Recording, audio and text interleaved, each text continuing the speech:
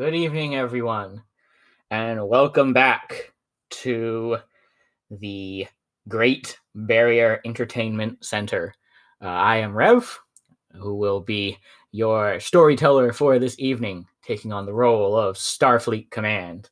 And I am joined by our fine casting crew of Captain Blackburn, played by Caligo, Commander Dyood, played by Ray, Lieutenant Commander Sakal, played by Sean, and Lieutenant Baxtra, played by our own Cheesy.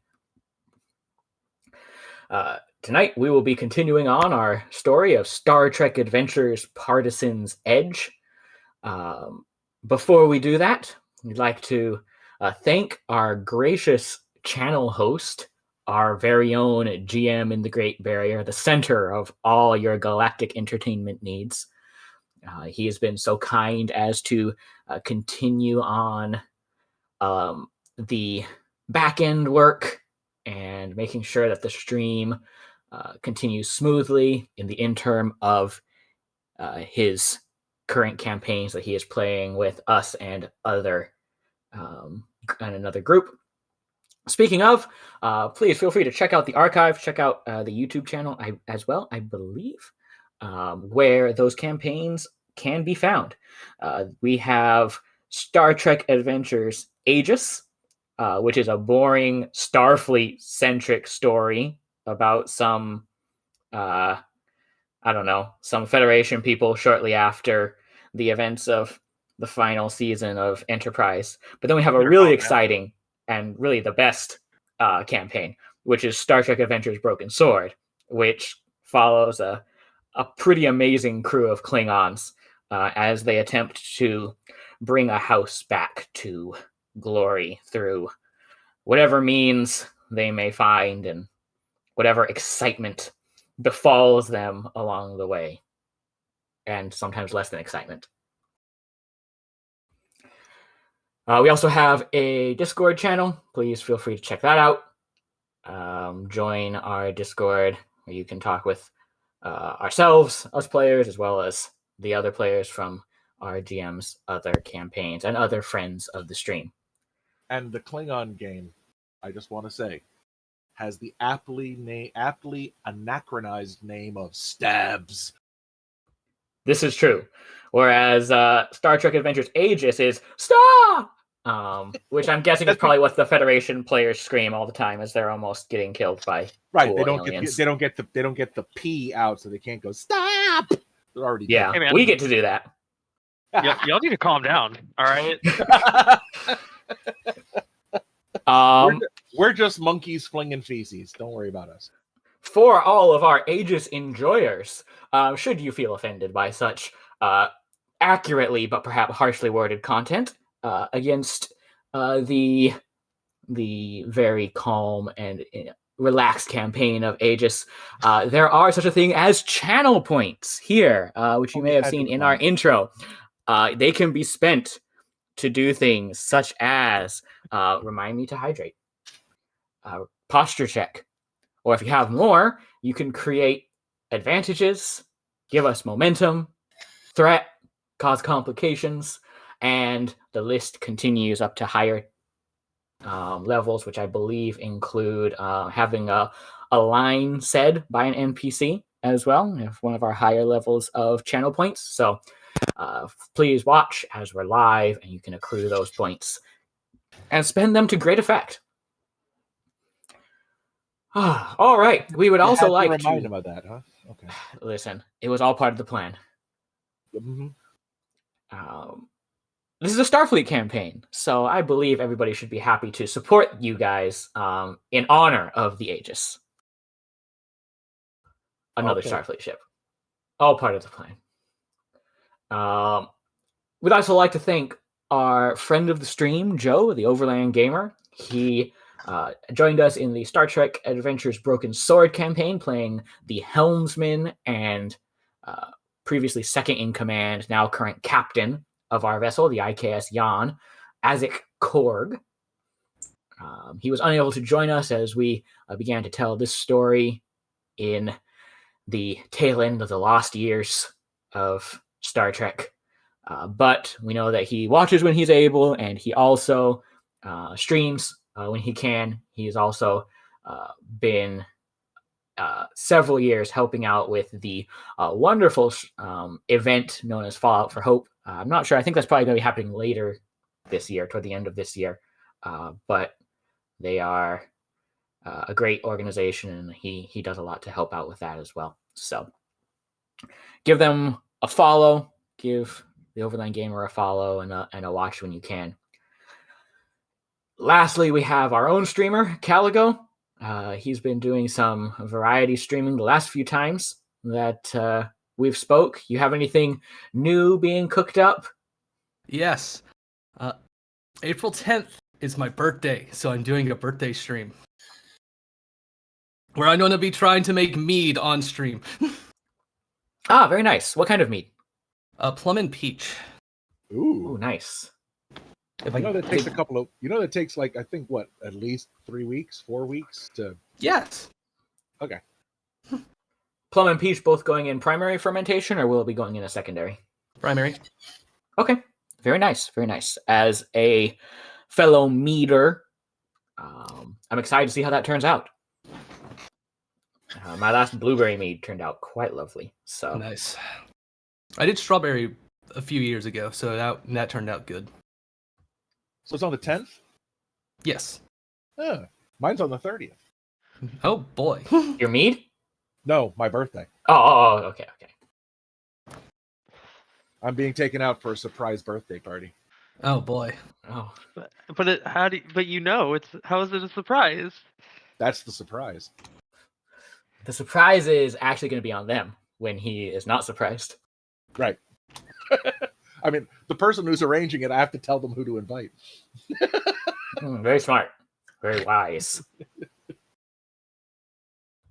And after we go out and eat, we're going to go and play Cards Against Humanity for a couple hours. That sounds like an excellent evening well spent. As we all ponder the continued spiraling doom of mortality, let us transfer over to the wonderful halls of Starbase 211, where our campaign is currently taking place. Now, having arrived at the Starbase, our crew was surprised by the unexpected inspection directly by the admiral in charge of the station, Admiral Inara Trinzal. After successfully navigating a surprise inspection, Captain Blackburn and Commander Dyood were brought into the Admiral's confidence as she explained the current situation. In short, things are much more strained than the Federation itself would like its members to believe. Resources are spotty. Fires continue to be starting up across multiple systems as small-scale raids or other military actions continue to arise. And, of course, there's the continued issue of, navigating all of this because there is no official war. It is just a border action against the Cardassian Union. The Chief of Security, Lieutenant Commander Sakul, along with our Chief Medical Officer, Lieutenant Baxtra, also had a brief interrogation, debrief with the Gorn scientist whom they had rescued from their previous mission, having violated the Treaty of Cestus to arrive where she was located.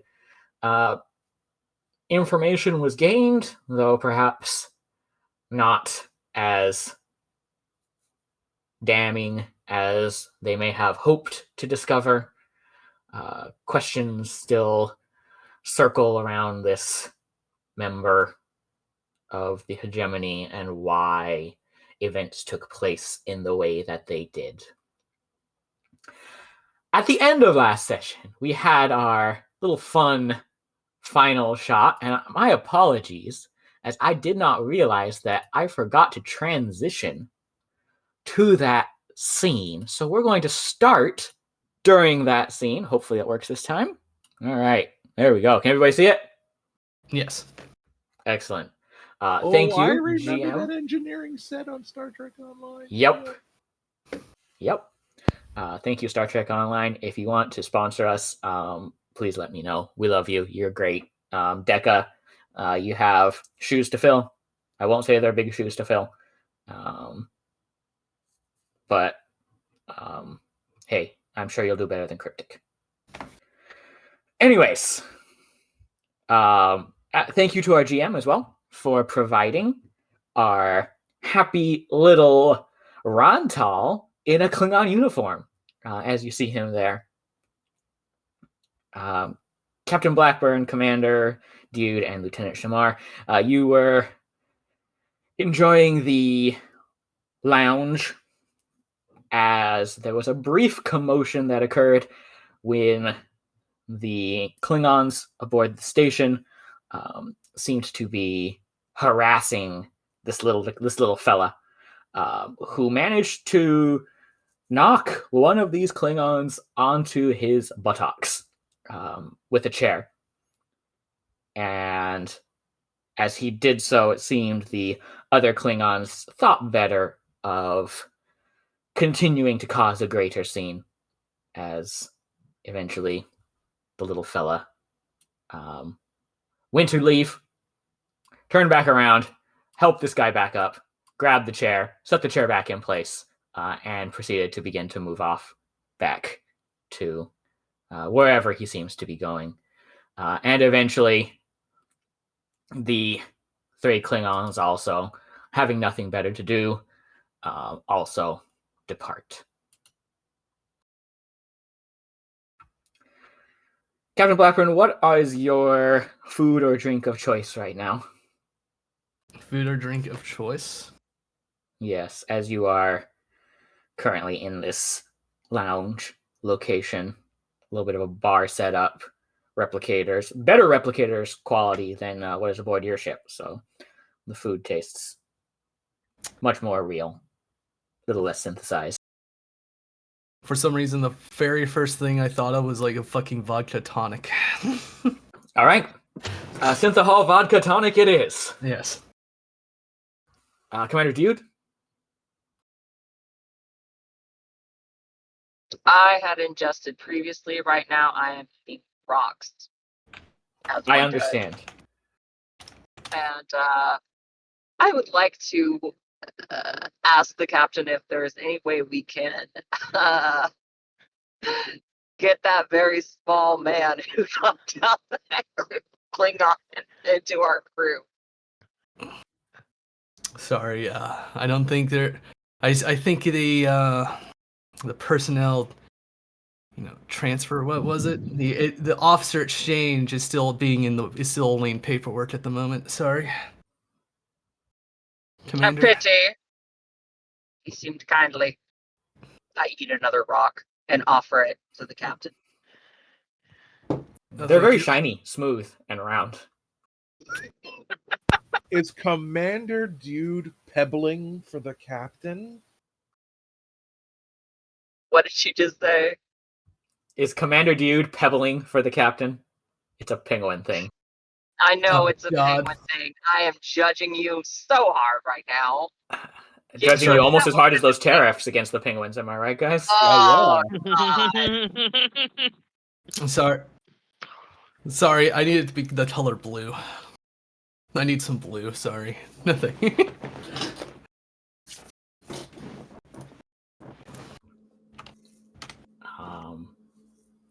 And Lieutenant Shamar, what's your drink of choice? I'm guessing something rum-based. What did you know? Just a theory. Yes. A nice spiced cherry rum, to be specific. Very nice. Very, very nice. with a rare steak. This is a good day for him. How are you dealing with the unexpected promotion?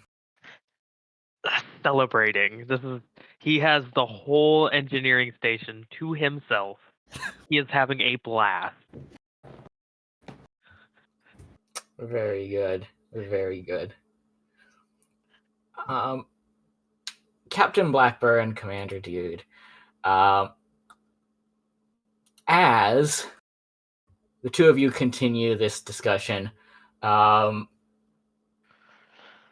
Blackburn, you return to your drink, Dyood to your rocks to help crush down the meal that you have previously ingested. And suddenly, you're not sitting on the same chairs anymore. I rise to my full height suddenly to inspect the lack of normal chair. Give me a second. Well, I guess they're showing off more this time. You are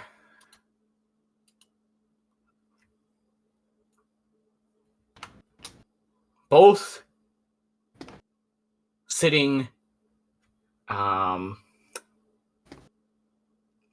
in a courtroom.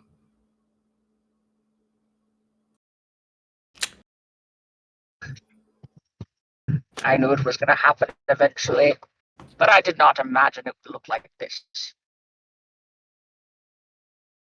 Where are we in the courtroom?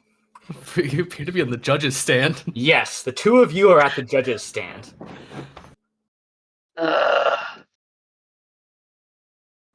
Lieutenant Baxtra, okay. What have you been doing? 1 second. Lieutenant Baxtra, what have you been doing? Me? I'm actually going Yes. over the station's records to make sure that everybody's inoculated, to see if anybody needs any medical attention. Mostly not serious, so that way the medical staff on the station doesn't have to worry about it, about little things. Basically, I'm just taking a load off. Gotcha. One thing you discovered while you were working with the medical staff here, Starbase 211 has extensive medical facilities. It seems like part of its original purpose may have been cargo supplies as a way station along the way of the Federation border. However, as tensions rose, many of those cargo bays were converted into additional medical wings.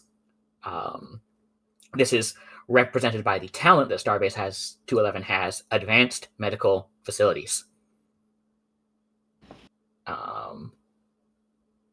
It's rather impressive for a frontier starbase, but it also kind of hits home again the fact there's a reason why this starbase has medical facilities like this.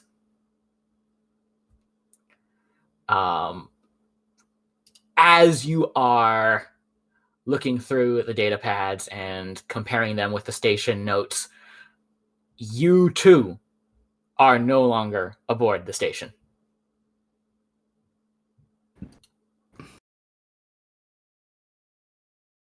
Where am I? You are now in what appears to be a courtroom. As you look, you see in the judges section Captain Blackburn and Commander Dyood. You are just kind of plopped in. Do I see anybody else other than the captain and our chief? You For see a couple of people that just seem to be almost like yeah, they're people, but they're more mannequins than people. In Starfleet Reds. With what I am, do I kind of know what's going on? You mean old, out of date Starfleet Reds? Yes, old Starfleet Reds. Go ahead and roll me. Let me see. Let me recheck your talent here. I do. God, I hate Alliance.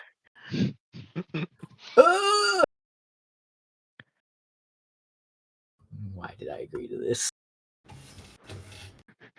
Because it was fun.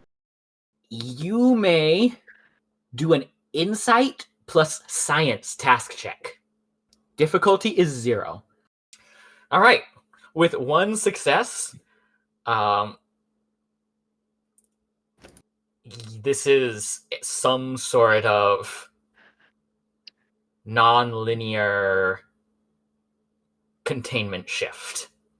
So yes, you are aware of what has likely caused this, or at least the caliber of being that caused this. Oh, god damn it.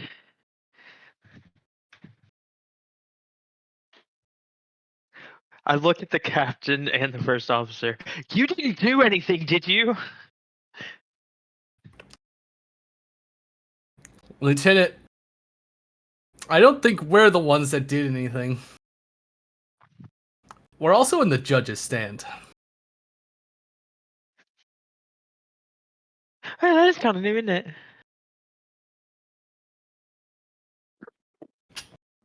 Can we get out of the judge's stand, please? This is cramped. You can. Do you want to try? Yes. Okay. How do you wish to exit the judge's stand? Do you wish to I would climb just- over it, or do you wish to walk around through the door? Yeah, that door I'm has just going- does it to the void. Girl, I am wings out, just airlifting my ass out of the judge's stand. I'm not doing Okay. this. Yeah, you just plop out of the judge's stand. All right. Can I go to look for an exit? Yes, there are 2 doors that seem to be exits. Seem to be. I don't like that word. All right. Or that They're, phrase. sliding doors. They're sliding doors? Yeah, standard Starfleet sliding Okay. doors. Okay. There's one to the left and one to the right. Oh. I look to the captain. Captain, are you coming or no? All right. I think I'll just try to use the doors here. Okay. You head out here, and you pop in right here. Yep. Saw that coming. You leave through that door, and you pop in at the door on the right, to your character's right, Commander Dyood. Commander Blackburn left the door leaving the judge's chamber and popped right into the door on your right. So we're just re-entering this room endlessly. Well, they're not going to let you leave. At least not yet, anyway. Dude's head whirls towards Baxtra. And do you know whom is to blame in this instance? Who is they? Well, I'm sure if we wait just a few minutes, they're going to reappear in some glorious and very over-the-top way. As you say that, I am going to spend 1 point of threat.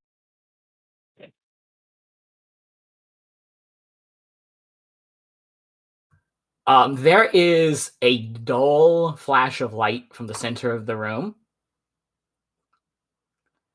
And appearing in the witness's chair is Amanda, the woman you spoke to aboard back on Earth.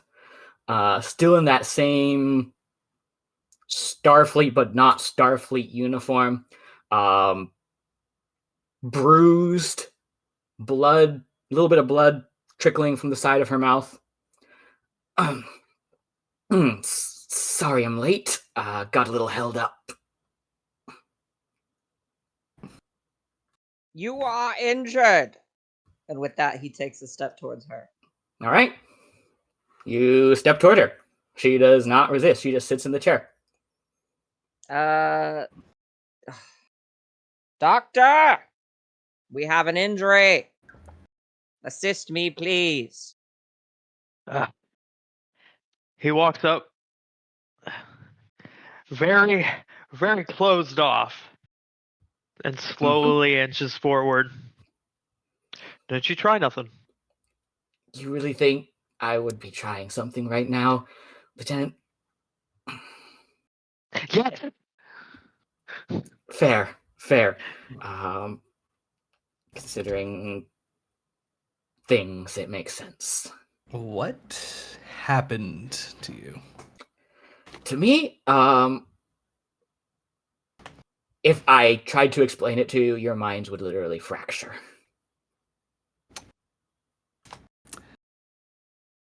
All right. Do you know why we're in a courtroom? Lieutenant Baxtra, if you could, go ahead and are you going to try to diagnose her injuries? Yes. All right, roll me a reason and medicine check. Will any of my focuses apply? I don't think so. Do you have higher dimensional beings? Actually, you know what? Triage. Do you have triage or something like that? I have Emergency triage medicine? practices. Yeah, triage practices. I'll let that apply.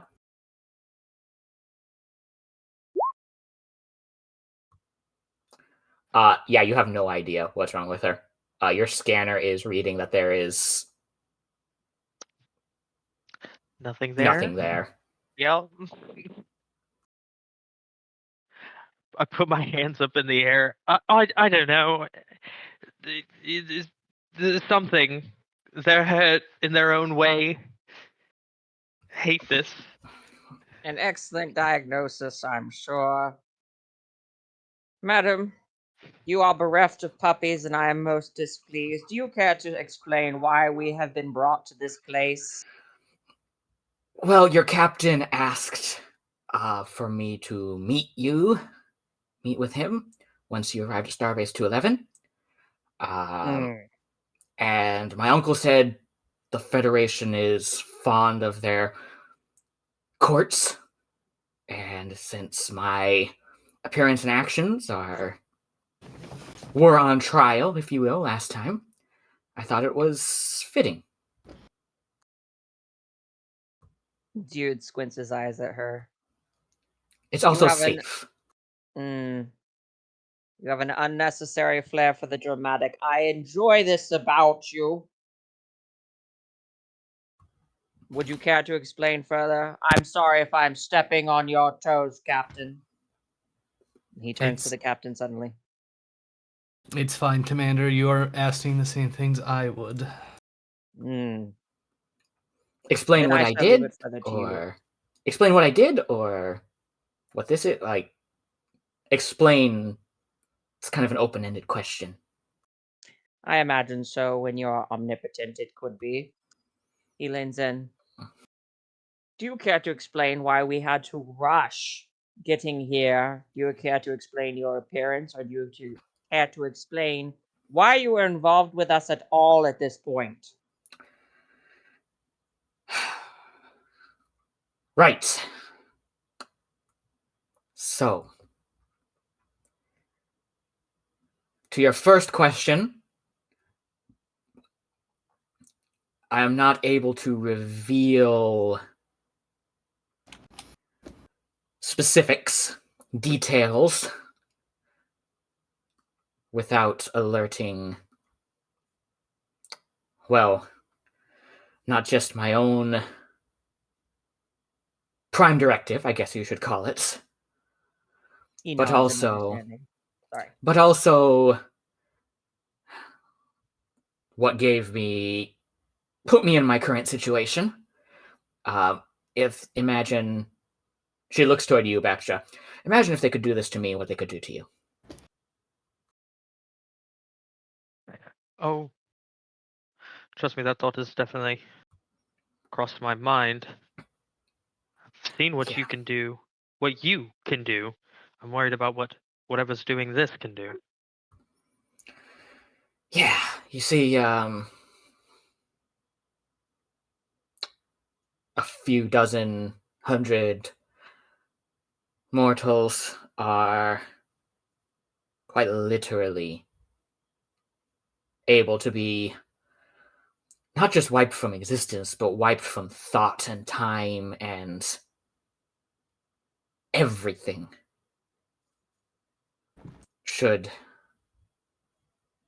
things get disclosed in places they should not. Hence why I created this little safe space. I see. It also means that you can do things loud and things that would gain us notice without others so much as batting an eye. After all, what could a couple hundred of you possibly do?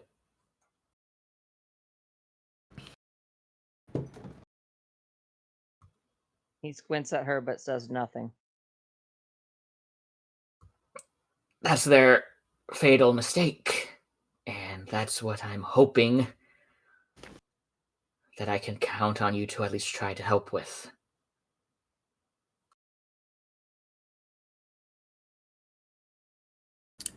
So they're not looking down at the ants that you're asking help from.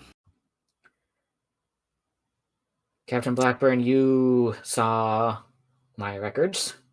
I was born on Earth. And whatever I may be now, I'm still who I was then.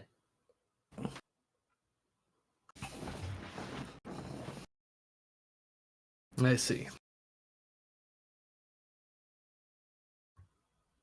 So you're trying to inch things in a way that will help everyone?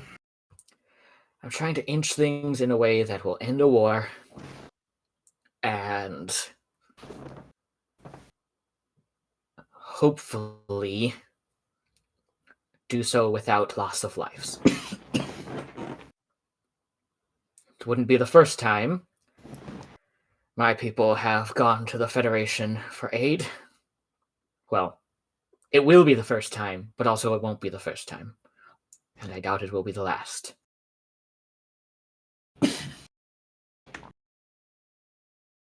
I see.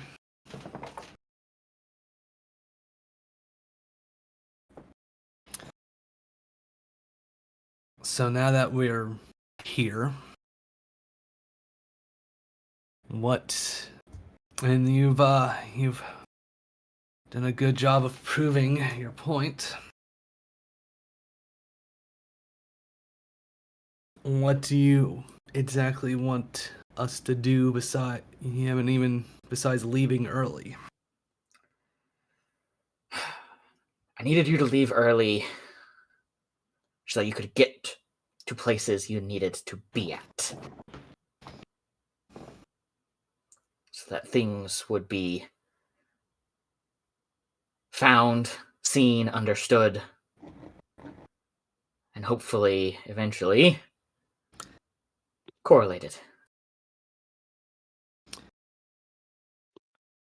Any relation to the distress signal, or was that a happy coincidence?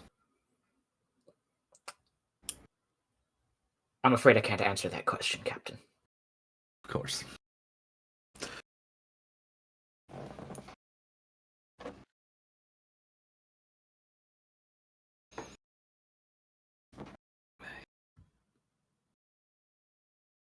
I'm so sorry, out of game. Was it a coincidence? I couldn't hear. She said, I'm afraid I can't answer that question, Captain. The evasive answer. I just love it. All the mystery. Isn't it great? It's so fun. Imagine years of it. On constantly. It's exhilarating, isn't it? I would like it to end. Oh yes, no. That was sarcasm. That was completely sarcasm. Oh.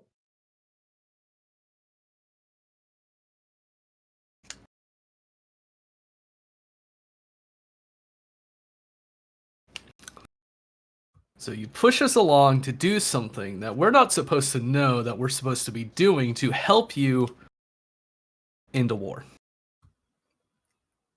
Yes.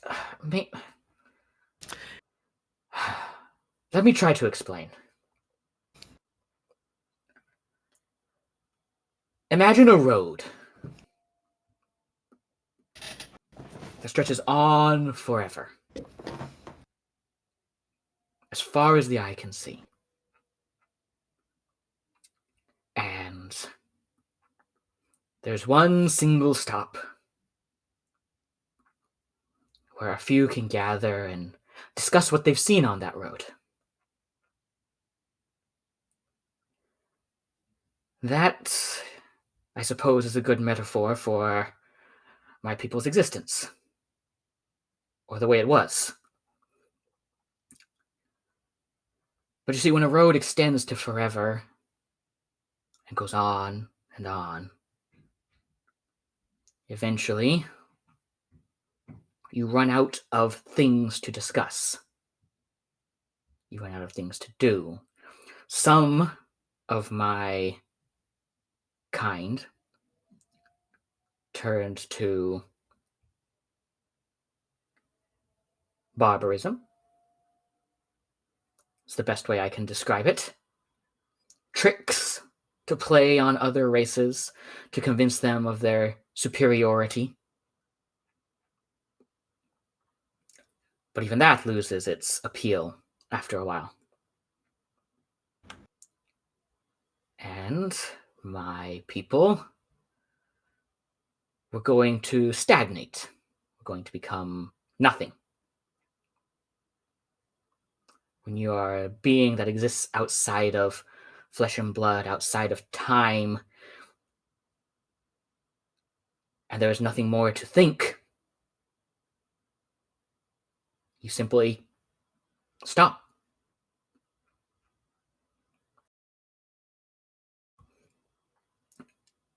We, well, certain among us, felt that we had lost something that was a part of us before we became what we are now. The sense of exploration, the sense of new frontiers. And a choice was made. A new frontier was opened. And our people began to flourish.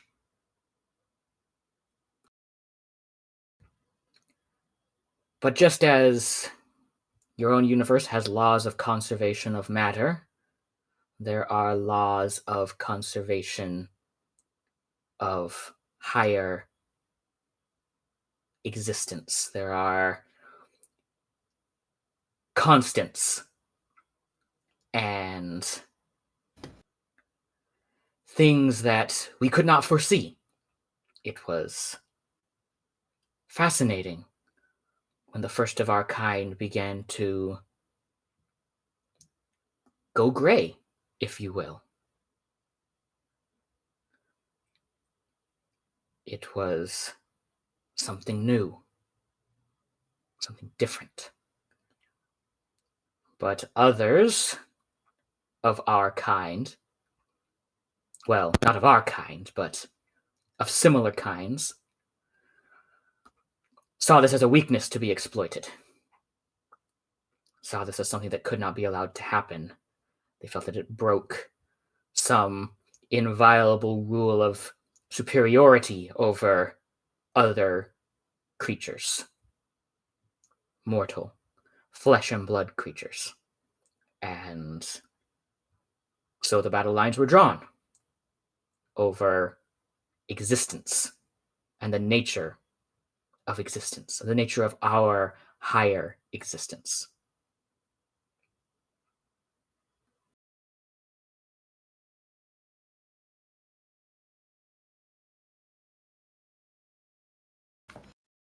I see. Captain, if this were a war of political ideals or religious beliefs, I would not have come to I would not have come back home to the Federation to ask for help. Those are battles that we should fight on our own. They are our beliefs. But this is more than that.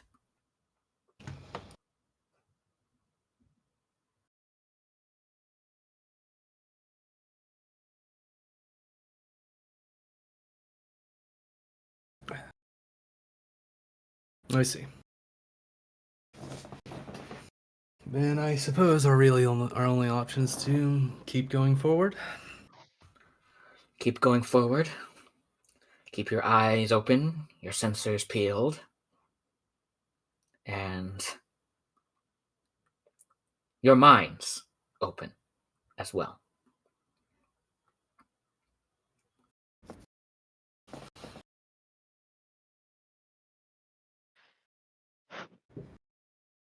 Well, so that extra week will help us find whatever it is you want us to find. Oh, yes. Yes, it will. And just as Starfleet has gently nudged the survival of races that perhaps slightly, a little bit, might have bent the Prime Directive. I can't interfere directly with anything. I can't give you a treasure map with a big X marks the spot. I can't teleport you to the end. I have to let things play out just the same way that captains such as yourself have had to let things play out. And if that means that my species dies, if that means that who I am ceases to exist, then at least I can say I tried.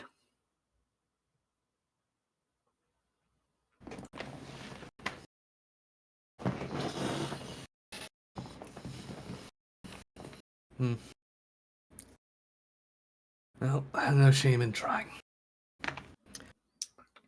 Sometimes it's all we can do.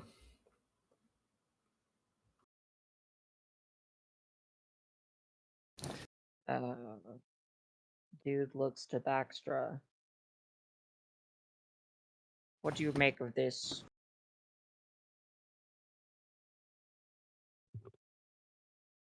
Well, to be honest, we don't necessarily see eye to eye, do we? However, I've heard the stories, little glimpses here and there. I believe I said it before. They do not ask for help, Captain. So if they did, it's very important.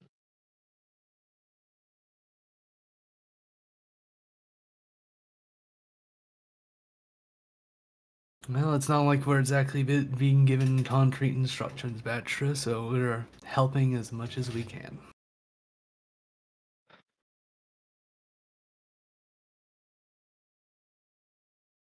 As long as we're doing what we're supposed to, as he has said, then we're doing what we're supposed to. Keep moving forward. Basically, we just have to be Starfleet, am I right? You see a bit of a smile play across her face. Yeah.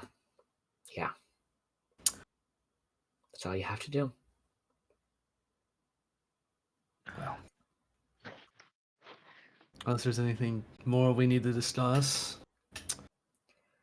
I'm on the witness stand. You're the ones who should be discussing things with me, if there's anything.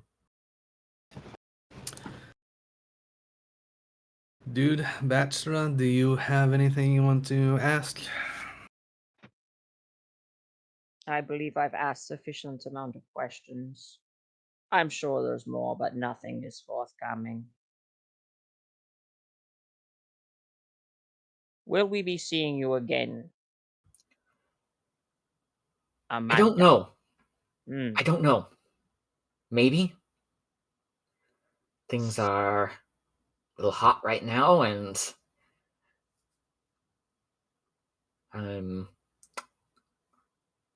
well, you could say that I'm like the Vulcan's Forge on the front lines.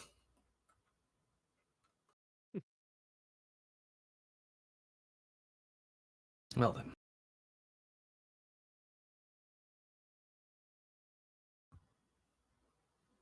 I guess court is in order. Enjoy your non-guilty verdict and come back in one piece. I will do my best to do so, Captain. Sir. One last thing. Don't look at the whats. Look at the whys. And with that, Baxtra, you are back in sickbay, and back in the medbay, and Dyood and Blackburn, you are back in the lounge. Shamar, you could have sworn in between drinks of your rum that they just kind of like almost flickered for a second.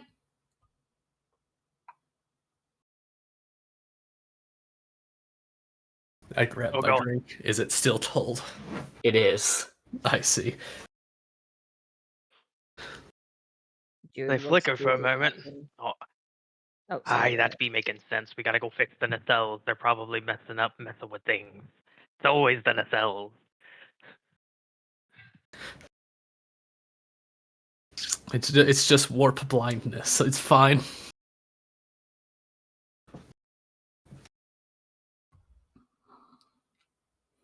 Captain, are we to discuss this in front of others, or are we to keep this between us? You mean the rock sharing? You should probably keep that between yourselves. The pebbling should be kept between you and the captain alone. First off, you son of a bitch. That is not.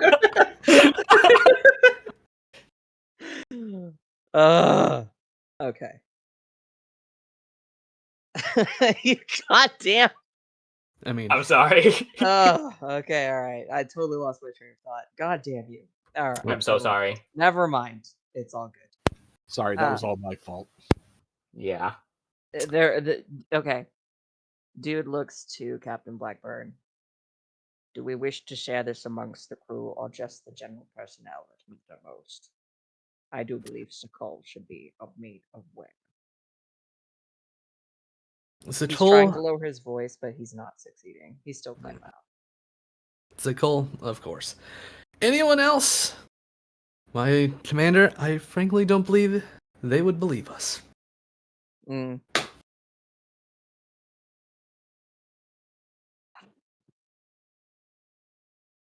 I imagine not. Let's keep it to the people that were present to the last meeting. Understood. And with that, he pops another rock into his mouth, much like you would a piece of popcorn. All right. And with that, I think, with the mention of our good security officer, we will see what he's been up to. Sakal, you've still been aboard the Vulcan's Forge, I'd imagine, taking care of things. Shore leave isn't really a thing that I'd imagine you're super into. No, it is a waste of time. Yes. As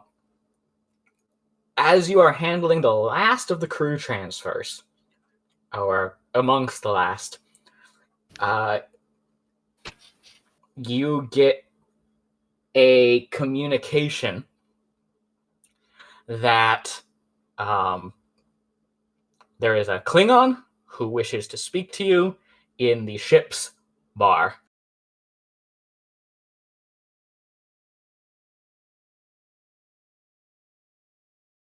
And this message came from the bridge, I'm assuming? Yes. The captain, the commanding officer of the IKSV Grow wishes to speak with you.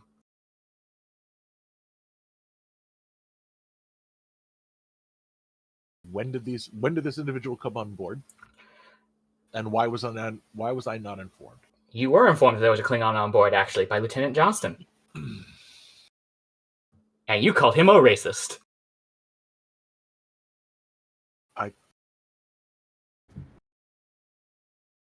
I was given insufficient information. Thank you.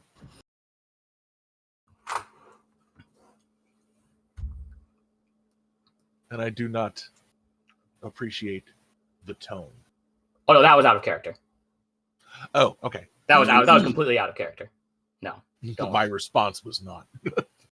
All right. So I will head off to the lounge. Alrighty. Not my normal hangout. Mm-hmm. God, it's all as small. you, Okay. huh? Nothing. Oh yeah, it is a little small. It's a bit small. As you enter, you see an older Klingon woman conversing loudly and raucously with the bartender.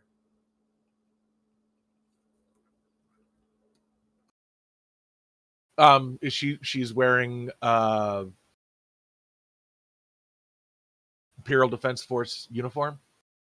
Yes. Does she have rank on her collar? Yes, she does. She Commander? is definitely the commanding officer. So commander. I believe commander, yes. Yeah. Walk up. Wait for a break in their conversation unless she looks up at me first. Oh, remember the bugs? You were what? Chasing for bugs and then I stumbled across you. She says to the bartender as the bartender just laughs. I was like, actually, I think it was a snake or something. It's been so long. Whatever it was. Good times. You and yeah, just sort of standing there prettier looking then. at her. Just standing there looking at her arms, Klingon, pardon me, not Klingon, Vulcan parade rest. She turns to glance at you eventually after a suitable break in conversation. You must be the Vulcan. The eyebrow goes up. Good. The use of the definite article "the" implies that there is only one. I am one of billions. There is only one that I wish to speak to today. Then I am honored. What can I do for you, Commander? I am what did Admiral Trinzal call me? Military advisor to the Federation. Yes, I do believe that is of the House of Cord.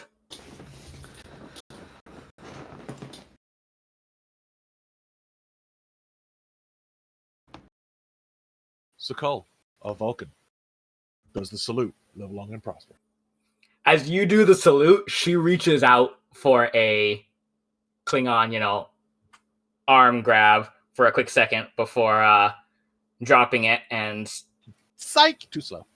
trying to do her best version of a Vulcan salute. It's not bad. Practice it. It's not hard to do. Anyway. It's clearly more practice than many Klingons who you've met.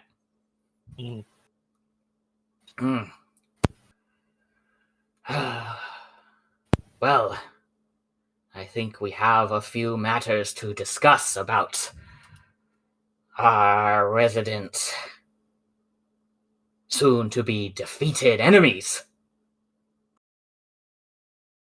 To which enemies do you refer, Commander? The ones who the Federation has had such a challenging time beating back into their little home systems. These Cardassians are resourceful, I'll give them that much, and they fight for a for a home. It has been refreshing the few times I have managed to meet them in battle.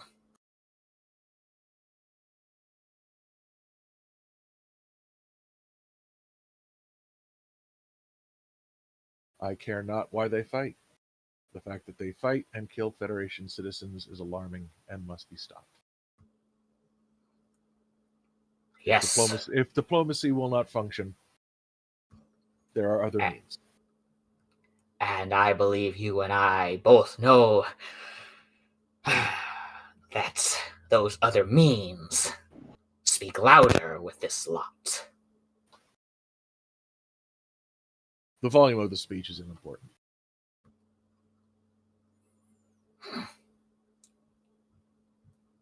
It was a figure of speech, Lieutenant Commander. Metaphors.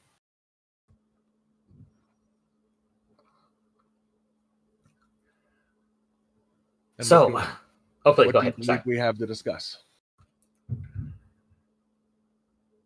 When last you were stationed and attached to the Starbase, you did not have the mind of a Klingon to aid your blows. Now, I believe I have ways to assist in making things more effective. Starfleet ships are soft, but a Starfleet ship with Klingon strategies, that could make a difference.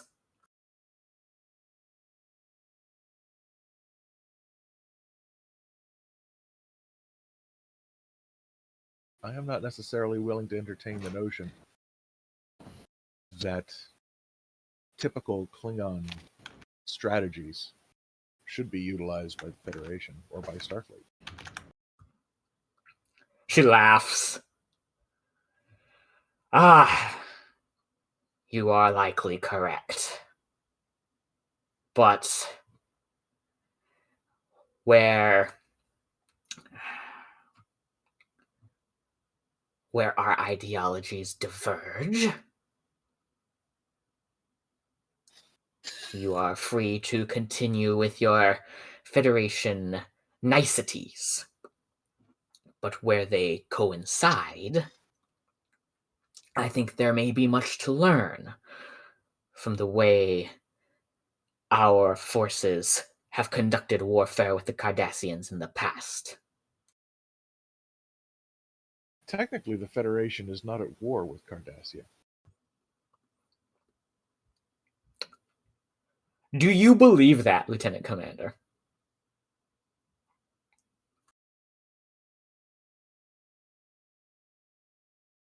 That's out of character asking. Sean, does Sakul believe that? Yes, technically, no war has been declared. That doesn't mean Okay. that there are. That does not mean that there are not hostilities currently being engaged in. There just has been no formal declaration of hostilities.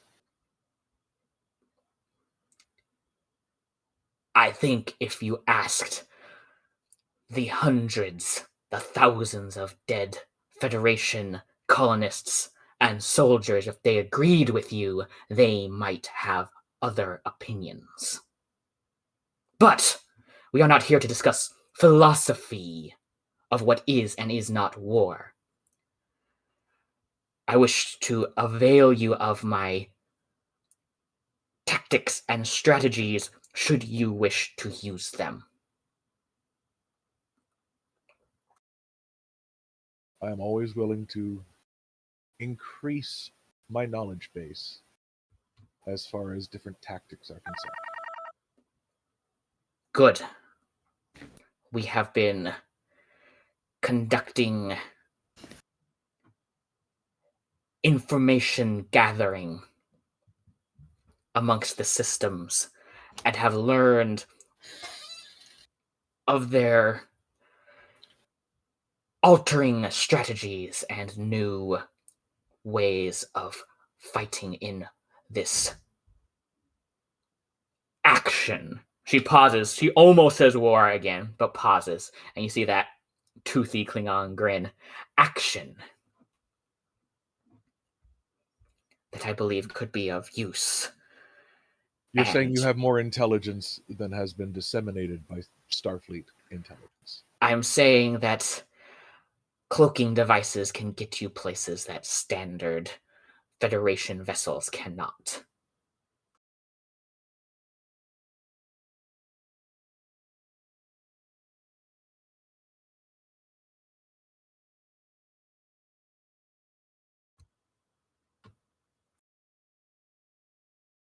I believe there are several treaties in place forbidding the Federation from following research towards cloaking devices.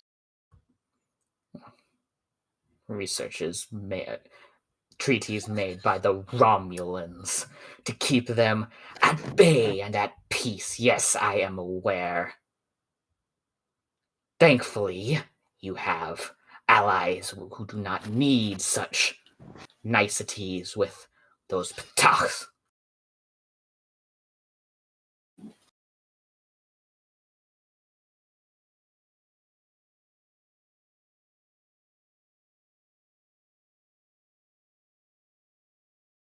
Are you proposing to fly sorties under cloak into Cardassian space, or into the demilitarized zone? Absolutely not. Officially, the Klingon Empire does not wish to enter a war between the Federation and the Cardassians. Even if you do not call it a war, she holds up her hand. To many of the houses, it is a conflict that is not within our interests to entertain at the moment. But information can be gathered without weapons fired.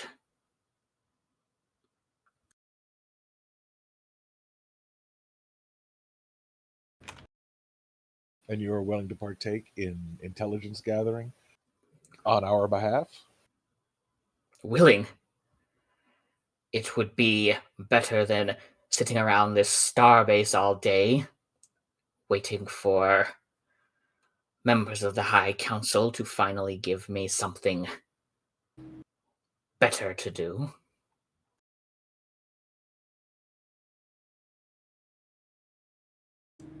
I was attached to help you succeed in this operation. I was given the latitude to do anything at all, so long as it did not invoke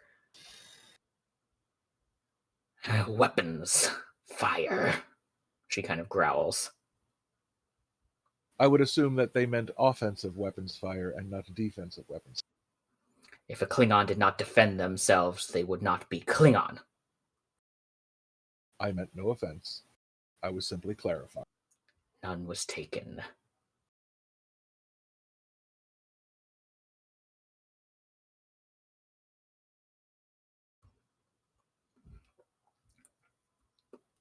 I am not sure I can sanction this. Have you spoken to the Admiral? The Admiral is not only in charge of this station, but all operations based from this station. I spoke to the Admiral. The Admiral gave me permission to act according to the interests of the Klingon Defense Force. And it is the interest of the Klingon Defense Force that your shiny new vessel remains shiny and new, but perhaps with a few extra burnt phaser coils.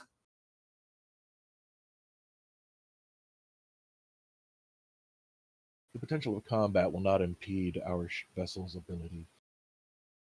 In fact, I look forward to actually engaging with the enemy. And yes, I do consider them an enemy. And in that we are in agreement, Lieutenant Commander.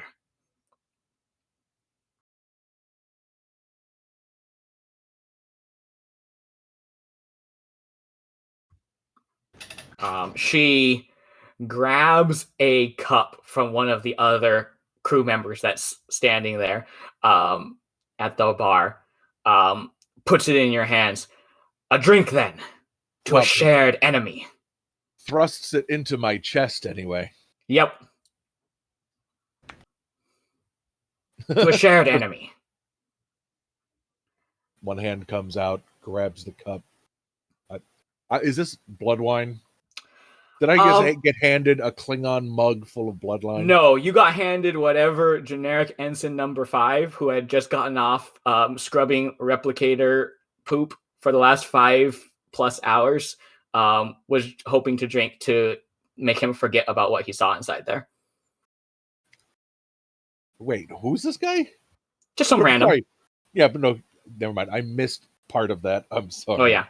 That No, just you're disturbing. you're being given whatever some random lower decker just got to help deal with the stuff he had to go through in the shift that he had just finished.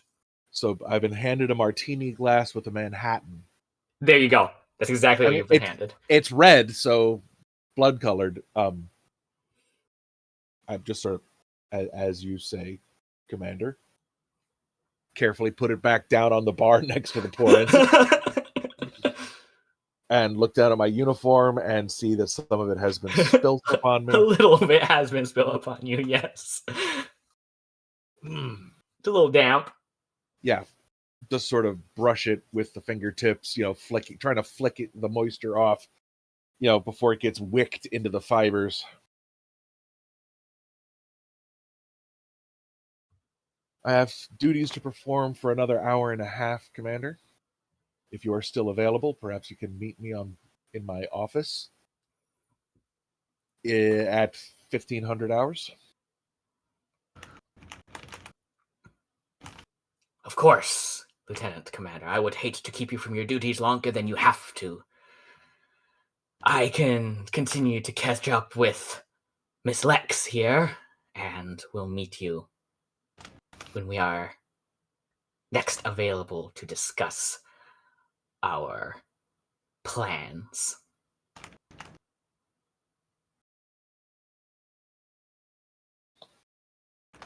I would prefer not to call them plans, Commander, but potential opportunities. That sounds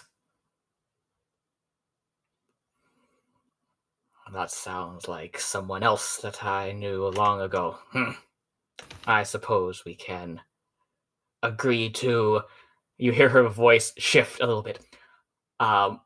You're surprised at how well she's able to change her voice. I suppose we can agree to potential future opportunities. Oh god, she's channeling Zionol. Yes. Again, the eyebrow goes up. Then I will see you at 1500. Kapla! And Put up the Vulcan salute again. Peace and long life. And as you depart, you see her turn back toward Aneska and continue to talk with her. All right. Those were a couple of scenes that I had on the docket. Are there any scenes that anybody in particular wants to have before we move on?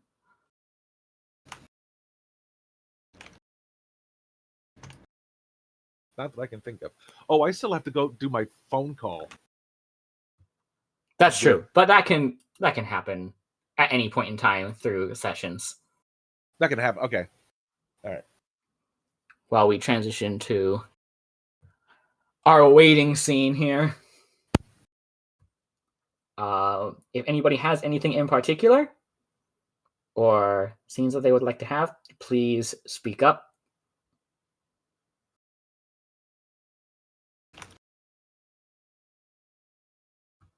All right. With aside no from the phone call, I can't think of anything. Sorry, I was muted. Gotcha. No, that's fine. I just want to make sure. I want to make sure before we start moving on. Would you like to do that phone call now, or would you like to continue with our heading into our next mission? If it would impede the story, no. It will not impede the story. Then I'm fine. I'm All good right. to go. Good to go for what? Sorry. For My the brain phone is call. not braining. For the phone call. Okay. Are you taking this phone call by yourself? Of course. All right. Let me transition to everyone's favorite set, Theater of the Mind. As I move some people away.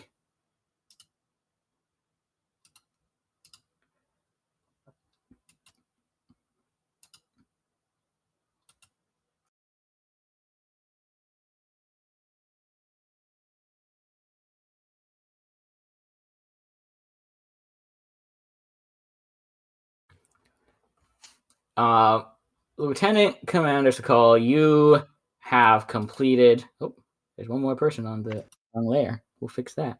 Okay. You have completed your work. You have finished meeting with Tohui and discussed potential vectors that the Vigro could examine. Mostly things that you had begun to build case files on aboard your previous ship, but were unfortunately never able to effectively follow on after its regrettable loss. Potential Cardassian bases, supply depots, things along those lines, military installations that you believed existed in certain sectors. That she can at least poke around and see if there's any fruit to those. And eventually, she leaves. And you are left alone in your office and decide to finally schedule that time to meet with the man who your record state was the, well, I wouldn't say keeper, but what did I say? Starfleet Intelligence Historical Records Division. One of the main personnel who worked there, a Lieutenant Luther Sloan. You start the comm, and unfortunately, I don't have a token for Mr. Sloan. Unfortunately, I say, as if I ever plans to reveal what Mr. Sloan looked like. That's okay. He doesn't exist. That's right. A younger man, black hair, standard uniform with the purple trim of Starfleet Intelligence when Starfleet Intelligence does desk work. And he greets you with a friendly smile. Lieutenant Commander! His rank is Lieutenant. Okay. Lieutenant Commander! It's good Sloan. to finally get a chance to speak with you. Thank you. I was seeking some information concerning a Starfleet vessel of some antiquity. All right. Sure. Let's see what our records have. I'm guessing. Well, I mean, if you're contacting me, I would assume it has connections to intelligence operations. One would think so. Yes. Interesting. Lieutenant Commander, this wouldn't have to do with any of the reports that have been filed with your vessel's last mission, would it? Of course it would. Ah, I see. That makes things easier to narrow down, at least. I don't have to go searching through all of our records, we've begun doing some investigations ourselves, actually. You have read these reports? What did you say? Sorry, I missed that. You have read these reports? Lieutenant Commander, when century-old starships appear out of the blue, that's what I am here for. To figure out why, how, and what. I did not realize that the archivist had a security clearance that high. I do not, but I have people above me who gave this to me to investigate. Your superiors gave you provisional clearance. Yes. Of Understood. course.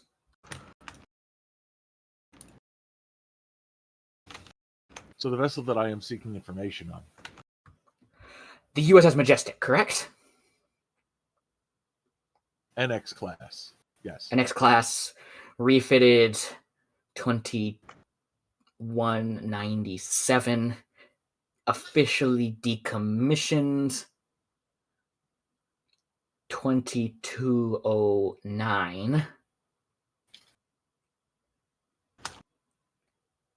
Kept in Federation dry dock for the next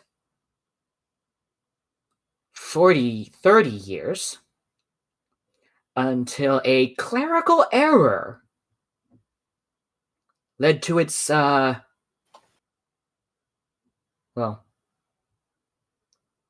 scrapping, according to what it says, according to the official records that we have. It was most certainly not scrapped. Not then. Obviously not.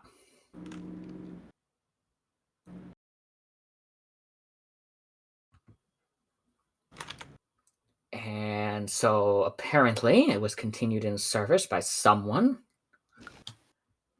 Crashed in the 2250s. Is that correct? I believe so, yes.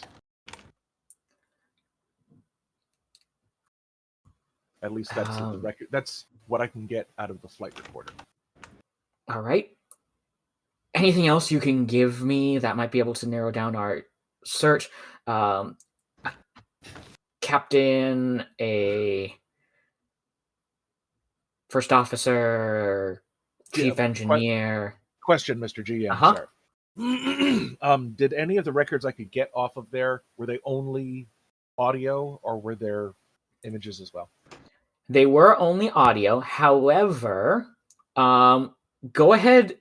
Who have you brought into this research? Nobody. Okay, perfect. I just need to know if anybody would have assisted you, other than the ship. Go ahead and give me a control plus engineering roll. You will be assisted by the ship. The ship's computers and engineering. All right, we saw bodies, yes, or at least yes. And I don't remember. Were they wearing the shiny black uniforms? They were not. They were wearing standard Federation uniforms. They were wearing standard Federation uniforms, but they were wearing unusual comm badges. You did notice, like they were patches. No, they were patches. But the patches were an unusual or were they actual color. comm badges? They were patches. Really? Yes. Okay.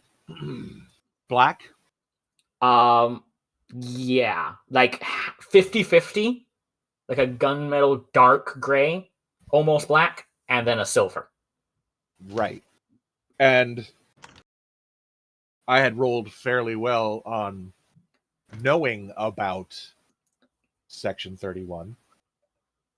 You knew that there was an organization that you had kind of put together your pieces of what happened, in particular in regards so Section 31 is knowledge. The Federation knows that there was a Section 31. It was active during the Federation Klingon War. It was decommissioned toward the end of the Federation Klingon War. Mm-hmm. And since then, there has not been any need for such an organization. But you have kind of pieced together that, if not the organization, at least the ideals of such an organization might still be around. Based off of the events of the undiscovered country. Around those events.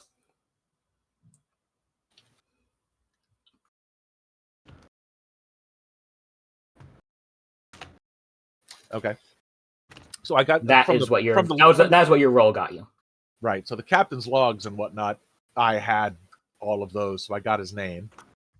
Yes. All right. And so it's not just captain's logs, it's all the ship's logs get dumped in. Well, what I'm having you roll for is how many of them were recoverable from a crashed Federation vessel's black box, essentially. Well, okay. What other ones or the ones I have managed to get through so far? Yes, exactly. Right, because a black box is relatively indestructible. All right. All right. So I give the control guy and engineering. Okay. Difficulty is. Oh, who'd I lose? Don't know. None. Oh, so, we lost Ray. Okay, she'll be back. Any of my focuses apply? What are your focuses? Sensor operations, ship weapon system, ship shields, personal combat, composure, melee combat. No. All right. Difficulty of this is going to be 2. All right. And you will be assisted by the ship's computers and engineering. Okay. Someone want to roll for the ship, or am I going to do that too? Here's me.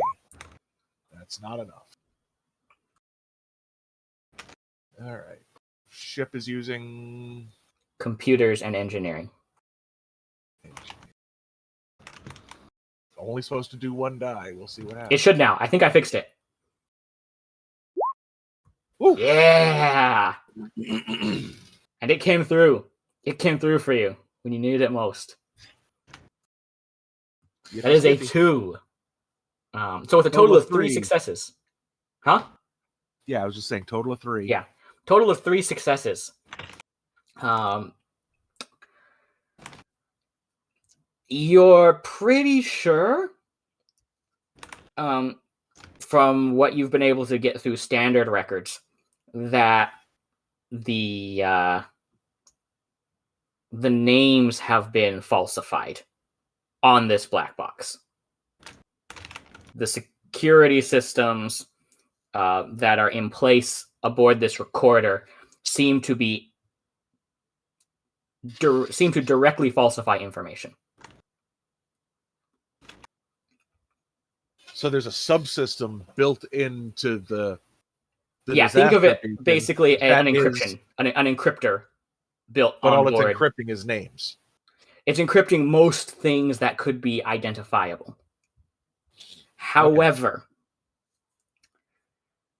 one thing that it could not properly encrypt was the captain's override command codes when he set the ship on the course to crash land aboard the planet. Those might still exist within the Federation databases. Exactly. The Starfleet databases. Okay. Yes. So I give him all of the names that I managed to find and also convey that they may have been altered. Remind him or tell him that they're all wearing the standard uniform of the era, except for the ship patch, which was half black, half metallic gray.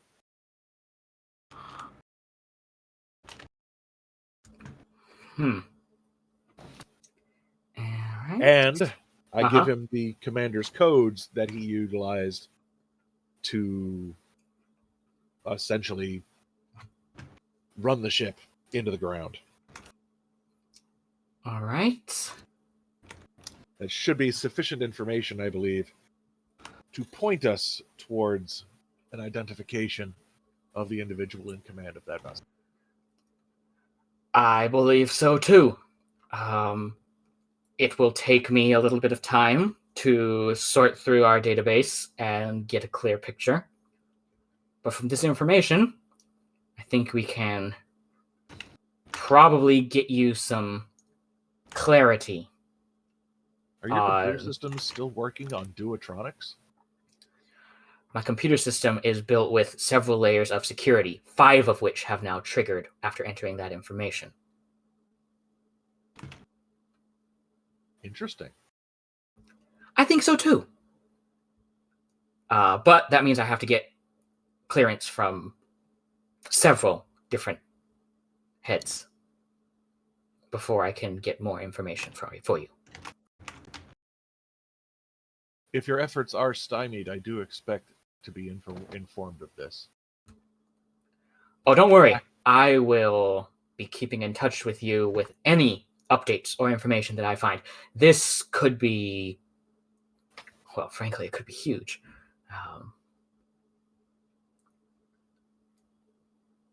I have my suspicions.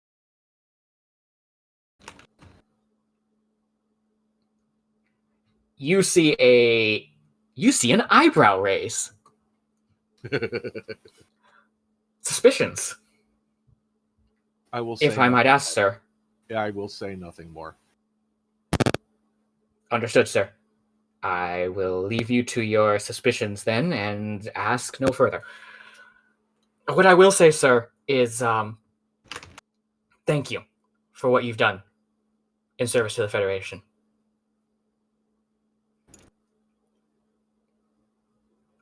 That sounds suspiciously like a retirement speech. No, not at all. I'm so sorry, Lieutenant Commander. It's just, well, the information that I was asked, not only was asked to dredge up some information, I needed to log some information. And, well, the information that you provided about the bioweapon is huge. The information that your ship provided about the bioweapon is huge. I mean, I've always said that the dangers to the Federation, they come from, like, not from machines or things like that. That's progress. They come from things like the eugenics wars. They come from things like modifying genetic code like this. And this is an incredible danger to the Federation, sir. And by bringing this to light, I think you've done us a world of good. Your enthusiasm is noted, Lieutenant.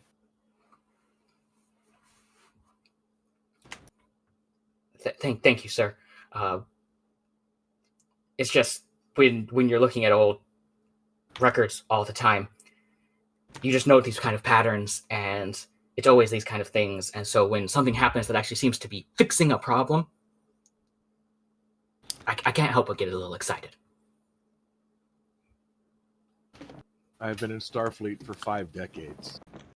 I'm sure there are patterns that I have seen that you have not. I'm sure that's true, sir.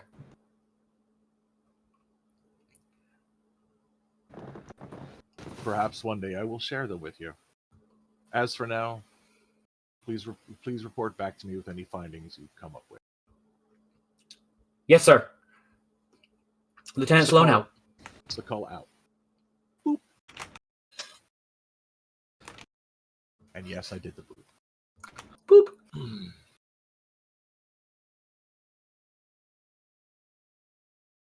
All right. I have to go take a quick bio break.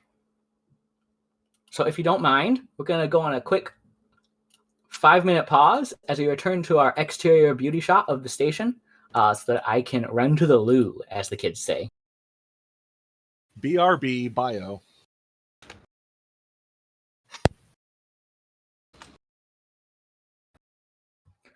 All right. Thank you for bearing with us as we took care of necessary biological functions. With nothing else that needs to be done on Starbase 211 right now, we are going to move onward. The Vulcan's Forge has accepted its current task to head to the Quatal system. where it is believed that an illegal Cardassian colony has been set up. What warp are we heading out to the Quatal system? Captain. Toasty. We have our full crew, right? Yes, So you now have a full ship is crew. no longer understaffed. The ship no longer has the trait understaffed. Fantastic. Well then, let's do at a cozy warp 5. Warp 5. So, spend 5 points of power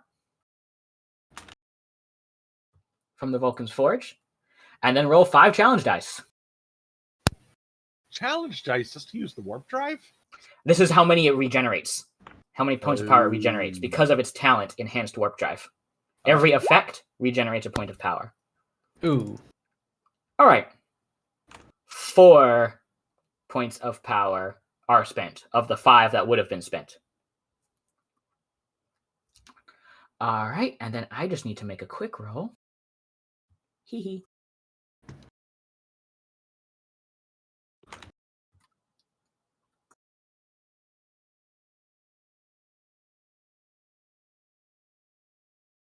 Two challenge dice.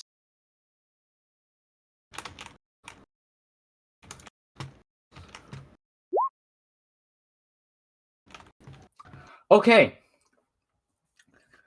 At warp 5, it's gonna take you. It took you about 2 days to get to the Quato Prime system. Plot appropriate amount of time. Next Tuesday, you'll get to the Quato system. Just kidding. Just kidding. Quato system has been installed on my maps. Don't worry. Good, good. I put a question in that. Huh? I put a question in Discord. Oh, yes, that is correct. 23:55 is our time. Narendra 3 was only 11 years ago. Yes. We are very uneasy allies still. Yes. Is it just us, or is the other ships of our flotilla come with us? The other ships were assigned to other tasks by the captain. Oh, okay. The Penzance was tasked to investigate disappearances of supply vessels to a system, and the Morozenko was assigned to head off Cardassian vessels that were headed toward, I believe, the Jiraiya system. Okay. Where Federation colonists are currently located. And what did the Klingon ship go off to go do? The Klingon ship, you gave some ideas, and she said she would consider them. Okay. Didn't tell me. Good. The Yes. less I know. Instead of the more you know in the big range, it's the less. It is it actually kind of impressive how well she works with information. Seems to be something she's relatively familiar with. Now, an exciting bit of stuff for your character sheets. Admiral Inara Trinzal has the talent. Also, it's not switching. Hold up a sec. Well, yeah, we're at warp. Oh, you got warp? Okay, I'm looking at the stream, and the stream still has the beauty shot. You're right, it does. There, but you all see the warp? I see the warp on roll 20, but again, like you said, on Twitch, it's still the beauty shot of the station being orbited by us. Very strange. I'm going to try and switch to the bridge real quick, see if that does anything. Just see if I can break that. The stream might be kind of messing up. Yeah, it looks like. Yeah. It's still the orbital shot. Okay. Well, we'll deal with that, I guess, in post. All right. Admiral Inara Trinzala has the talent Admiral, which says the following. The Admiral selects 3 additional focuses, reflecting areas of expertise or subjects that pertain to the Admiral's assignment. At the start of each mission, the Admiral chooses one of their 3 focuses and every main character receives that as an additional focus for the mission. Ooh. So, because the animal's an NPC, I'm not going to choose that for you. I'm going to let you choose. From a list available? From the 3 that she has as her Admiralty focuses, they are colonial support, fleet management, and equipment requisition. Those are her 3 focuses that are the Admiralty focuses. You all get to decide as a crew which of those apply. So it's a blanket focus. You don't each get to choose your own. Yeah, unfortunate, right? Yeah. Well, we're on our way to go help a colony, so colonial, or boring as that sounds, would probably be the most. Does anybody else have any thoughts? I mean, we fleet management. It's not great when we're not in a fleet. Yeah. And what was the... though could be interesting. Equipment requisition and colonial support. I mean, I guess equipment requisition might be good for advantages. It's your choice. We could make. Yeah, but again, what all does what does colony support get us? It's a focus. Okay. I can't necessarily tell you exactly what it would or would not do. But what does colony support? It's situational, I understand. Yeah. What does colony support deal with? Making sure that the colonists are all happy, well taken care of, alive, chains, alive. Dealing with helping out a colony who might be currently being bombed from low orbit. Exactly. Could be. That's why I think that's the one we should probably pick. But that's anyone else? There are many one vote on board. One vote for colonial support. Captain, where's your vote? Hard.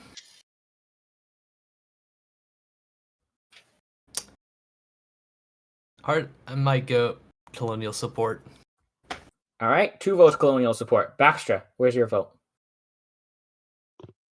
I'm gonna vote equipment just in case like this benefit will apply to later missions.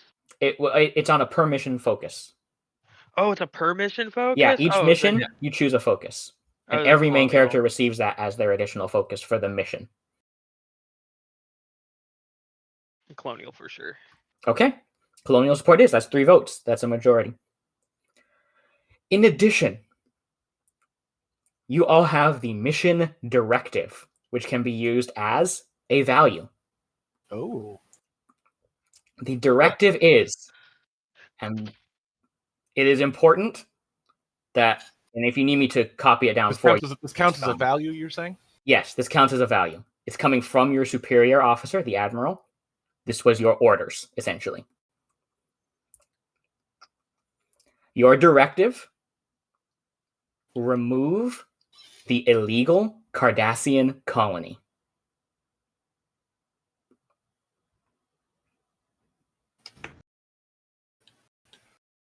I almost typed remove the illegal Cardassians. No. Remove the illegal Cardassian colony.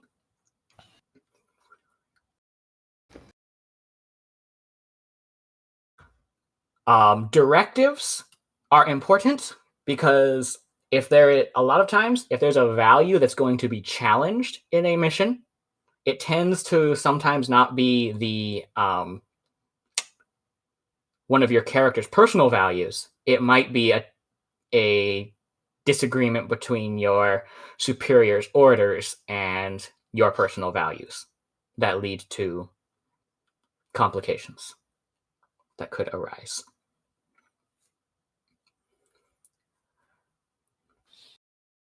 Okay, so with that bit of housekeeping out of the way, sorry about that. Needed to make sure that was all prepped for this mission. I rolled 2 challenge dice. We got 1 effect. So let's roll some stuff and things. as the Vulcan's Forge is en route to the colony, the Quatal system, aboard the bridge, there is an alert, an incoming something, as you are all at warp rocked. You know, classic ship camera shakes. People go left, people go right. To the right. Yeah. By a wake of some sort. Does that alert come to my station or to the science station? It comes to science station. Okay. That there is a unknown particle discharge, and then is Kitterkit on the bridge? Are we all are we all on duty at once? All the big officers? Yeah, say that. Let's go to the bridge. By the way, the stream caught up. Ah, perfect. Excellent. To at least to warp, but it's not. It should be showing. Be switching. It's not to the showing the bridge now. It should be showing the bridge soon. It's not showing the bridge. So it's showing the bridge online. It is now. Okay, it's good. Delayed. We still do not have a navigator because I'm still waiting on Ray for that character. So until then, I'm sorry. It's okay. Until then, the Valorant will be continuing her double duty. Shamar, would you be on the bridge or would you be in main engineering?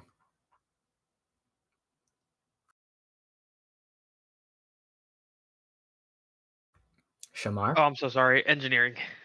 All right, and Baxtra would also be in sickbay? Yeah. All righty.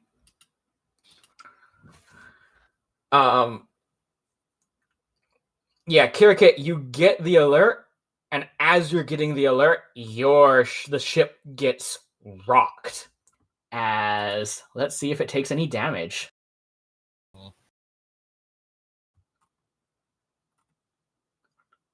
That is, let's just take one of these. Doesn't really matter.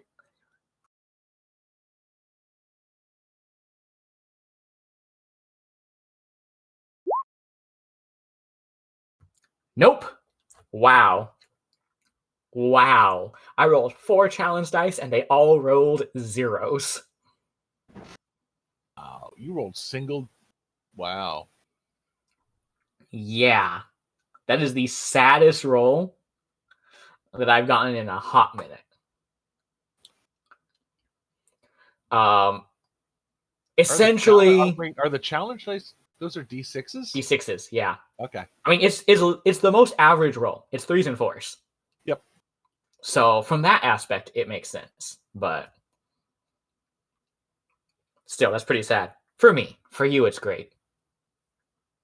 Crew of the Vulcan's Forge. Yeah, you just get some sort of energy wake discharge kind of thing. Yes, you almost get like pushed, as if something while you were at warp, something like got almost in your way and pushed you out of the way, and you continue. Classic Star Trek wiggle to the right, wiggle to the left kind of trash. Yeah. But yeah, that's what happens. Unknown energy wake. Trying to pinpoint.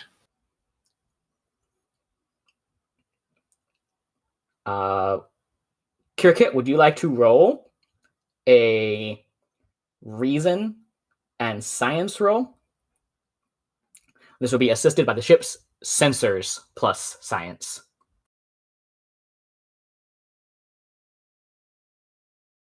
All right. Sorry, I'm pulling up. No, it's okay. So I gotta pull up Bug Boy. Yeah, Bug Boy. That is the name of the token. The official. All right, so it's science and what?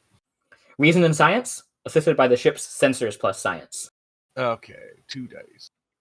Difficulty of this is 2. Okay, I did not We- advance him as I should have last time, so Okay. to go with him as he scurries. All right. You are free to use any momentum that you would like to buy additional dice. How much? Yeah, I can't. We All are- of the crew counters that were on the bottom of the screen have disappeared. We are at full momentum, 6 momentum. All right, I don't know so why they disappeared. I don't know. That might just be a you thing. No, it disappeared for me too. Huh. Why can't I see it then? I'm gonna refresh and see what happens. You fixed it.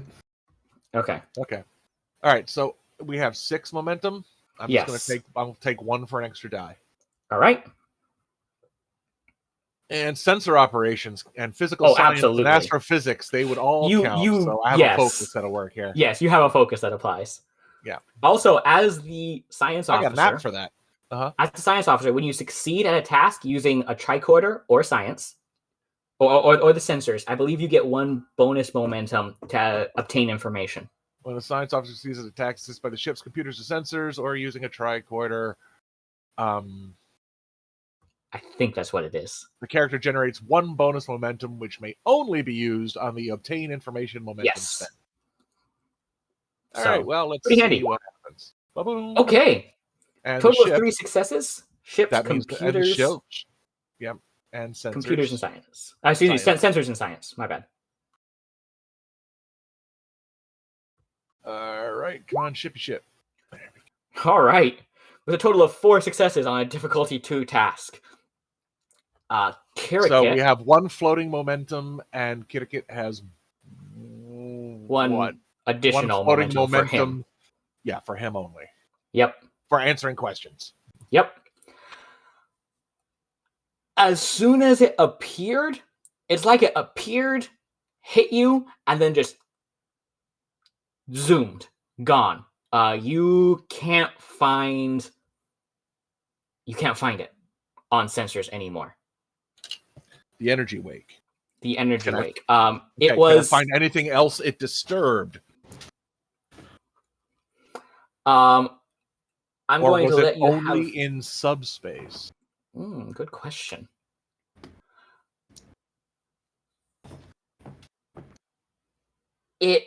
From the brief scans that you have of it, as it appeared, it does seem to have a connection to subspace.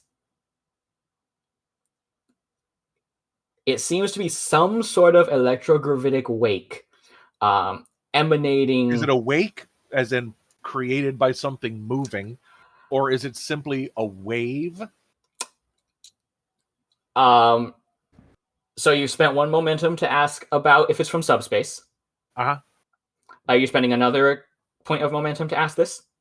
Yes, I'll spend the floating one. Okay.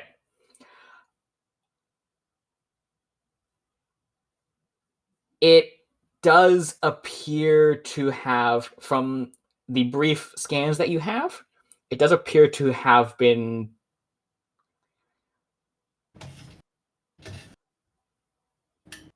in the process of moving, yes. You're not sure what exactly that means. But yes, it does appear to have been moving. There's not a definite point of origin that you're able to pinpoint right now, though. All right, would dropping out of warp clean up any sensor details? I'm going to give you that for free. No. All right, so I will scramble through the given information. All right. So yeah, his little insectoid fingers are all over the control panel. Because if there's one thing that the Zindi are aware about, it's subspace. Yeah, they are, unfortunately. Yeah, they've had some bad experiences with subspace. Learned a lot. Mm-hmm. Captain, are you doing anything?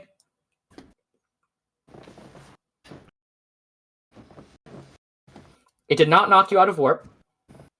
Sakul got no damage reports or injury reports, right? No damage reports, no injury reports. Maybe like somebody got bruised when they hit their shoulder against the side of the of a bulkhead. A flower pot in the lounge did fall. A bowl of petunias. A bowl of petunias did fall over, Captain. Yes. Not again. Let's see. Well.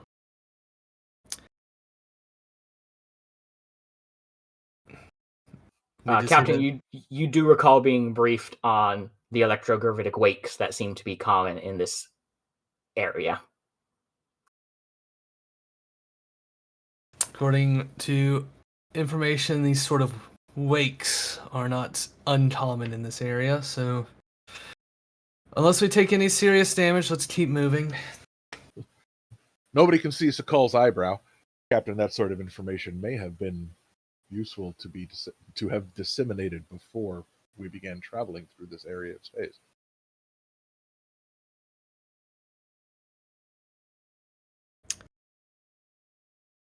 A simple observation, sir. Noted.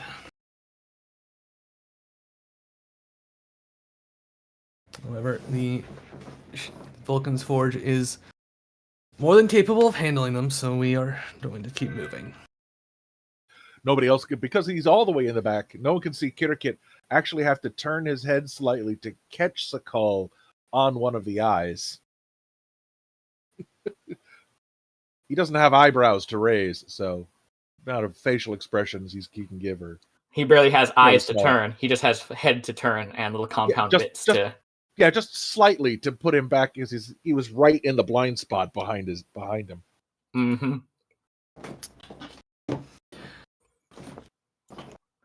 Log the data and send a copy to our engineer and see if he can make any modifications to make it easier for the future. I'll confer I will confer with the engineer, sir, and attempt to come up with a solution. Good. Very good. We'll put a pin in that idea. But congratulations, you now have a extended task, mission by mission extended task to try to resolve this problem. I see. Oh, you know what? I'm going to spend one more momentum to ask another question. Sure. They're calling them electrogravitic wakes. Do these have anything electromagnetically, particle-wise, gravity wave distribution-wise? Is it in any way or shape similar to the fluctuations in the Badlands? No. Okay. Very good question, though. But no, does not seem to be any connection. All right. The Vulcan's Forge continues on its way, and I believe our chief medical officer has a log to get us into the introduction into our next episode. Now, I might have had this prepared for Shamar. That's my bad. Oh, that's fine. That's fine too. If it's for Shamar, that's good. Yeah, absolutely. What's the start date? Oh God, I was hoping you weren't going to ask me that. I'm sorry. Shoot.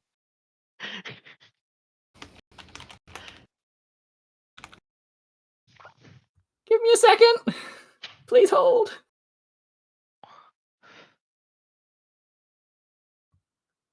Start dates come on Tuesday. Start dates come on Tuesday.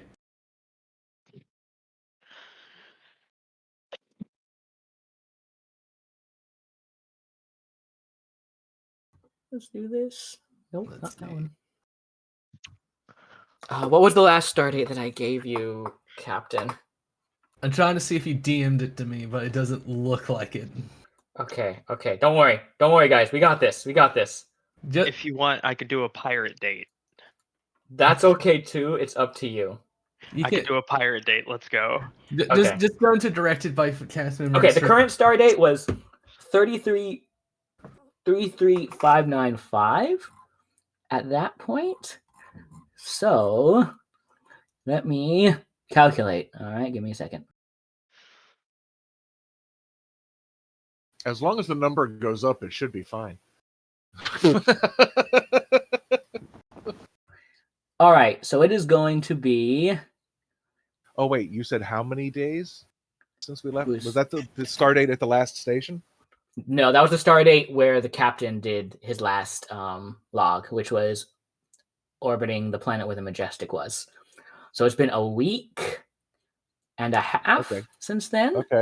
Okay. All right, let's do that. Well, the last digit would go up by 7. 55. No, it wouldn't.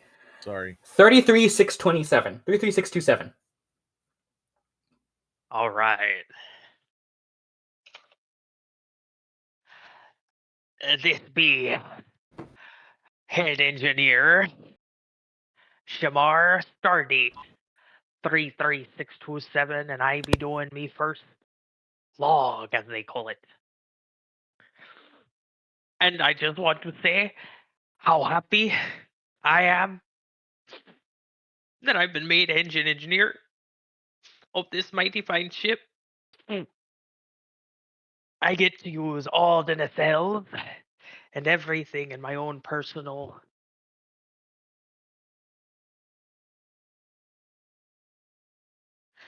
And it warms me old tiger heart. We've been we just hit to Starbase, 227, 221, and it's one of those numbers. I can't really keep tabs. There's numbers everywhere. There's numbers on the nacelles, there's numbers on the doors, there's numbers on the ceiling. But it was a nice Starbase, had a lot of good equipment. I only saw about 5 minutes of it. I've been mostly on the ship, admiring all the lovely work that they put into it. Now, it's not your standard one. Oh no, not straight off the line. It's custom built. Together. A beautiful amalgamation of all of Starfleet's massive amounts of technology in every bulkhead, in every wall. I've been honored to take this task, and I will make sure that this engineering bay will be in tip-top shape under my own eyes and claws. And heaven forbid anybody to step foot and try to change that. This is a good ship. I can't wait for more of it. However, at this moment we are going on a mission. What I hear it be them, Cardassian fellow. Dangerous they are, and it looks like they're in a place they shouldn't be, trying to build up a nice little civilization.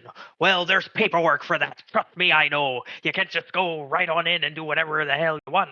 You gotta have paperwork. Multiple paperwork. You should have seen me back in the day. I filled out probably 7 different barrels full of paper.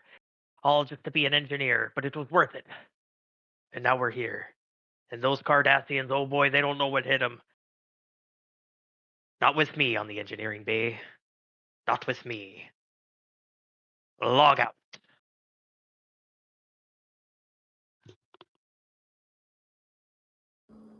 All right. Can you all see the title, the episode title? I can't see. Oh, there it is. Perfect. As we enter into the next episode of Star Trek Adventures, Partisan's Edge, in the land of the blind. I think as we hit this point, it's probably a good spot to call the session for the evening. I know we're ending a little early, but this is an excellent stopping point, I feel. So we'll go ahead and bring this session to a close as we ended Star Trek Adventures Partisan's Edge. Welcome to Starbase 211. The Vulcan's Forge has received its first real task on the front lines. Thank you again, everybody, for watching and for following along with our merry band of adventurers. As always, I am your host and storyteller, Rev, the Starfleet command for these fine folk. Also like to thank, once again, our generous and kind host of the stream, GM of the Great Barrier. He's been diligently handling the technical side of matters, as he always does. So thank you again for all of your work and for everything you do to keep this channel and this stream active and exciting for everybody. I think we're about to set up a raid for one of our usual friends that we'll send off the raid to. That is, I hope if I interpreted our GM's information correctly, that will be the Klingon Pop Warrior. She's done some work for Star Trek Prodigy, all around great person. And so please stay tuned. Check out her streams. She's a great person and entertaining to watch as well. Once more, this has been the cast and crew of the USS Vulcan's Forge. Hailing frequencies closed.